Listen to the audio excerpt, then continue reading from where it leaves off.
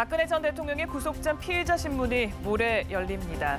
조금 전 검찰은 박 전 대통령이 변호인을 통해 영장심사에 출석하겠다고 연락이 왔다고 밝혔는데요. 박 전 대통령이 영장심사에 출석할 경우 피의자 신분으로 서울중앙지검에 나가 조사를 받을 때와는 달리 요란한 경호를 받긴 어려울 전망입니다. 영장심사가 확정되는 순간부터 판사는 검사에게 피의자를 구인할 수 있는 강제 권한을 부여하기 때문인데요. 이처럼 전례 없는 전직 대통령 신문을 해야 하는 법원은 경호 문제 등 각종 준비에 착수했습니다. 법원에 나가 있는 취재기자 연결해 자세한 소식 들어보겠습니다. 박효정 기자. 네, 박근혜 전 대통령이 모레 오전 10시 30분 서울중앙지법에서 열리는 구속 전 피의자 신문에 출석하겠다는 뜻을 밝혔습니다. 검찰 특별수사본부 관계자는 박 전 대통령 측 변호인으로부터 법원 신문에 출석하겠다는 연락을 받았다고 밝혔습니다.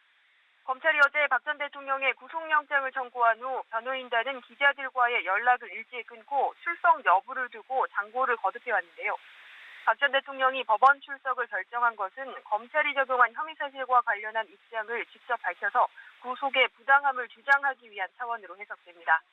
지난 21일 밤샘 조사에서도 거의 모든 혐의 사실을 부인한 가운데 영장심사에서도 검찰과의 치열한 법리 공방이 불가피해졌습니다. 박 전 대통령의 출석 소식이 전해지면서 서울중앙지방법원에는 벌써부터 긴장감이 감돌고 있습니다.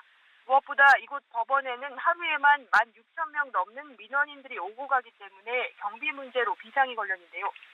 법원은 구속영장이 청구된 어젯밤부터 청와대 경호실과 검찰, 경찰 등과 협의를 진행하고 있습니다. 청와대 경호실과 박 전 대통령의 동선을 논의하는 한편 경찰관은 지지자들이 법원 앞에서 시위를 벌이는 상황을 가정해 대응책을 마련한 것으로 알려졌습니다. 다만 법원 관계자는 박 전 대통령 신문을 위해 예정된 재판을 취소할 수는 없다며 일반 재판과의 형평성을 고려해야 한다고 밝혔습니다.